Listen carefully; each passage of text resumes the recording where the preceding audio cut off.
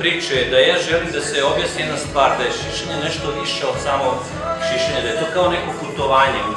Kao kad putujemo na neko mesto koje nam se sviđa, ali usput sretamo mnogo lepih mesta koje poželimo da obiđemo. Tako i u toku šišanja se stvore neke određene forme koje su prelepe same po sebi i često želimo i da ih zadržimo ili nam bude inspiracija za neki drugi rad. Tako da, zato je šišanje najlepše uporedba šišanja i putovanja.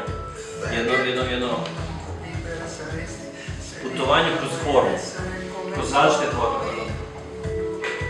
Ovaj deo namjerno ostavljam da bi mogo na suvo i na ravno da ga definišem do kraja. Jer pojenta je da ona može da bude vrlo lepa i kad se isfenira ravno i kad je koža, tako da...